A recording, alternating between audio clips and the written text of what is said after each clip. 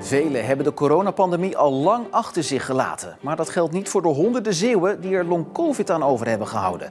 Zoals de tienerdochter van Johanna. Het meisje raakte in groep 8 besmet. En ze raakte zieker en zieker. Bezoeken aan huisarts, kinderartsen, fysiotherapeuten. Het leverde allemaal niks op. En straks uiteraard meer over dit verhaal. En verder in deze Zeeland nu. 100 hulpverleners uren bezig met één brand. En één voor één verdwijnen deze masten uit het zicht.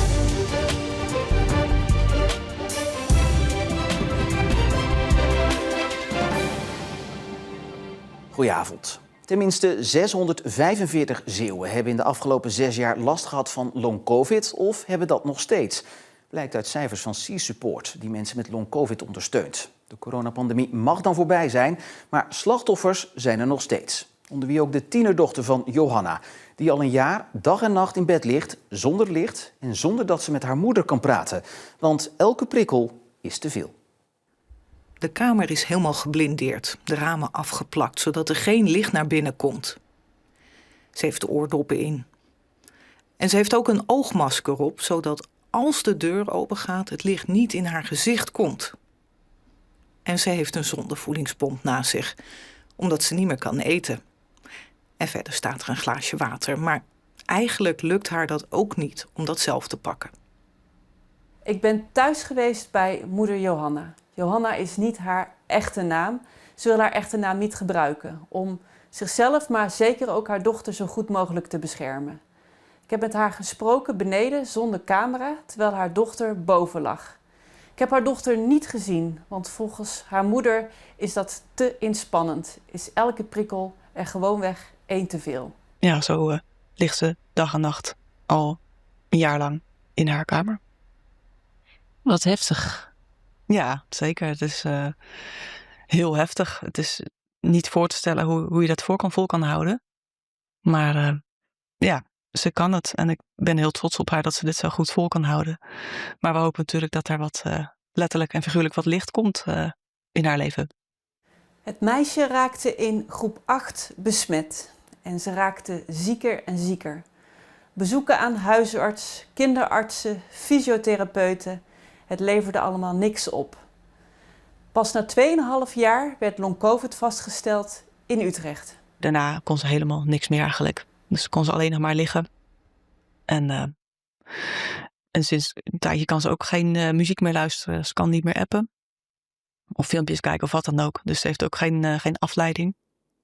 Een eenduidige behandeling is er niet. Wel weten ze door onderzoek steeds meer.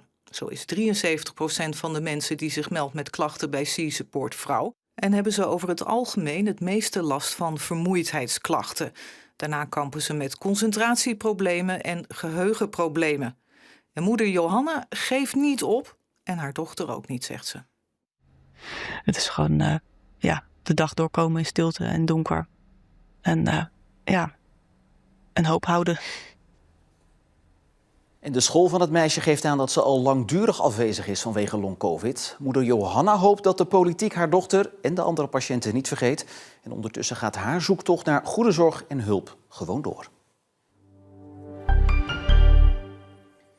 In Sint-Jansteen zijn gisteravond een woning en een loods volledig afgebrand. Bij de brand in de Brouwerijstraat raakte niemand gewond, maar de schade is enorm.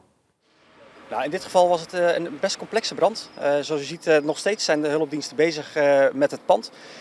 Doordat het pand in een rijtje staat en we aan de achterkant heel moeilijk het pand in konden, was voor de brandweer heel belangrijk dat er gecoördineerd aan deze inzet werd gewerkt. Zelfs vanuit België zijn de collega's deze kant op gekomen. Dus zeker wel 100 mensen die hier bezig zijn geweest met dit incident. Buurtbewoners merkten al vrij snel dat er iets mis was. Eigenlijk door mijn dochter die wegging. Die tikte op het raam, pa moet eens komen. Stond de brandweer hier. En toen zag je wel rook, maar niet om te zeggen al uitslaand, maar een half uur later wel natuurlijk. Wat hoopt u nu wat er met dat pand gaat gebeuren? Sloop, kort maar krachtig, sloop. De politie doet onderzoek naar de brand. Het vermoeden is dat het is aangestoken. Een woordvoerder bevestigt dat er op sociale media beelden circuleren van de vermoedelijke brandstichting, maar dat er nog geen mensen zijn aangehouden. Bij de brand in de binnenstad van Vlissingen maandag zijn meer woningen beschadigd geraakt dan alleen het huis waar de brand woedde. In totaal 4. De bewoners daarvan kunnen voorlopig nog niet terug. De 48-jarige bewoner van het uitgebrande huis is opgepakt. Hij zou het hebben aangestoken. De politie onderzoekt of hij nog verantwoordelijk is voor meer branden. En voor de aankoop van het geboortehuis van Annie M.G. Smit in Capelle is €18.000 opgehaald. De crowdfundingsactie startte een maand geleden met als doel om €550.000 op te halen. Het plan is om van het huis een sociale ontmoetingsplek te maken voor mensen met een afstand tot de arbeidsmarkt. Daarnaast ook een plek waarvan alles is te bewonderen over de kinderboekenschrijver. De deadline van de inzamelingsactie is eind juli. De ChristenUnie in Zeeland waarschuwt voor geweld tegen christenen in asielzoekerscentra. Aanleiding is een geweldsincident vorig jaar tegen een christelijk gezin uit Syrië in het AZC in Goes. De minister zegt geen aanwijzing te hebben van structureel geweld tegen christenen. Maar Litso Koppian van de ChristenUnie vindt dat een lauwe reactie. Het asielzoekerscentrum in Goes is niet veilig voor christelijke vluchtelingen. Dat zegt de christelijke Syriër Wassim, die daar werd gepest en in oktober zelfs geslagen door een Marokkaanse moslim. I'm rich in the middle of the way. He's crossed the way for me and he will tell me, sorry to say that, fuck you Christian, ungeloving, I'm Muslim and he have something in his handstone and he's hit me in my head. We spreken Wassim in een kerk. Zijn gezin en hij waren in het asielzoekerscentrum meerdere keren slachtoffer van geweld. Inmiddels wonen ze niet meer in het AZC, maar in een woning van een kerklid. Wassim wil onherkenbaar worden gefilmd, want hij voelt zich nog steeds onveilig. Let's say 80% I'm safe inside the home, inside the church, inside the school. In this relocation, out this location, when I movement outside, still I'm looking around me. Liso Koppian is directeur van de school waar 3 van Wassims kinderen heen gaan. Koppian is bovendien statenlid van de ChristenUnie. Hij vindt het geweld tegen christenen onacceptabel. Het verhaal wat we net hebben gehoord van deze meneer, dat speelt in meer asielzoekerscentra. Dat is niet alleen in Goes, het speelt op meerdere plekken en het komt dus wel vaker voor. Vorig jaar stelde de SGP kamervragen over het geweld in het AZC in Goes. Minister Keizer van Asiel en Migratie antwoordde geen aanwijzingen te hebben van structurele georganiseerde incidenten tegen christenen. Ja, een beetje lauw. We nemen het serieus en we doen er onderzoek naar, maar er zijn geen signalen bekend. Kijk, ik denk dat het wel duidelijk is dat er iets gebeurd is. Dat merk je ook uit het verhaal wat deze meneer aan ons vertelt. En ik denk dat we ons zorgen moeten maken, want het kan niet zo zijn dat je in een land waarin wij wonen, in de stad waarin wij leven, in de kerk waar ik naartoe ga, dat daar mensen in angst leven omdat ze christen zijn. En ik praat erover verder met Marcel de Kranen, maker van dit verhaal. Ja, is dit nou een groot probleem? Nou, op welke schaal het precies gebeurt weten we niet, maar volgens statenlid Liso Koppian komt het vaker voor. Hij hoort het ook uit andere Nederlandse gemeenten, dus echt niet alleen uit Goes. Het is wel een probleem dat een beetje wordt gebagatelliseerd. Misschien uit angst voor represailles van fanatieke moslims. Misschien ook uit angst om voor islamofoob uitgemaakt te worden. Uit een soort zelfcensuur, zeg maar. Ja, en dan naar het COA, het Centraal Opvang Asielzoekers. Kan die hier nou nog wat aan doen? Dat is natuurlijk moeilijk, want je hebt in zo'n AZC mensen van verschillende afkomst, verschillende religies. Die kun je moeilijk allemaal apart gaan zetten. Wat ze wel doen is dat als er iets gebeurt, sporen ze die mensen aan om in ieder geval aangifte te doen. En mensen die zich echt misdragen, die worden ook tijdelijk in een ander AZC geplaatst. Ik sprak erover nog met Kees van der Bos, de burgemeester van Goes en lid van de SGP. En hij zei, neem van mij aan, het COA doet echt wat het kan in deze. Marcel de Kranen, dankjewel. Beetje bij beetje verdwijnen ze uit het Zeeuwse landschap. En dan heb ik het over de oude vakwerkmasten die overbodig zijn geworden door de nieuwe hoogspanningsverbinding tussen Rilland en Borselen.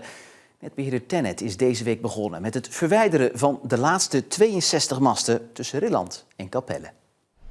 De afbreekklus gaat sneller dan je denkt. We doen er ongeveer 2 op een dag, als ze alles meezit, qua weer ook natuurlijk. Nou, wat ze doen is dat zij inderdaad de mast vastmaken aan de kraan. En dan gaan we hem aan de onderkant iets losknippen. En dan tilt de kraan hem op en dan halen we hem van zijn plekje af. En dan gaan we hem in stukjes knippen en dan wordt hij afgevoerd. De masten werden eind jaren 60 gebouwd. Deze stond jarenlang op het erf van Jan Blok, die zich de bouw nog goed kan herinneren.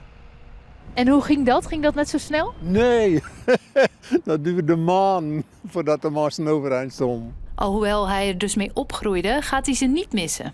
Ja, van deze had ik geen last, maar die in het land staan, daar heb ik last van. Want ja, daar heb je mee werktuigen, dan zeg je iedere keer staan ze in de weg. Dat is heel makkelijk. Dus vandaar dat ik blij ben dat ze weggaan.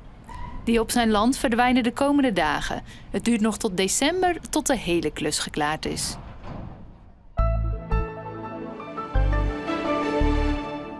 Het was een koude, maar wel zonnige en droge dag. En de stevige oostenwind maakte het gevoelsmatig nog kouder. Maar dan vanavond en vannacht, want ja, er is weer sneeuw onderweg. Wel een beetje twijfelachtig, want het is nog niet zeker of het ook blijft liggen of dat het toch regen wordt. De temperaturen schommelen namelijk rond het vriespunt. Morgen in de middag wel weer droger en temperaturen rond de 4 graden. In het weekend temperaturen met dubbele cijfers. Wel weer met regen, dat dan weer wel. Maar goed, dat is pas zaterdag. Tot zover deze Zeeland Nu voor vandaag. Volg ons online voor het laatste Zeeuwse nieuws. Voor nu in ieder geval nog een fijne avond en tot morgen.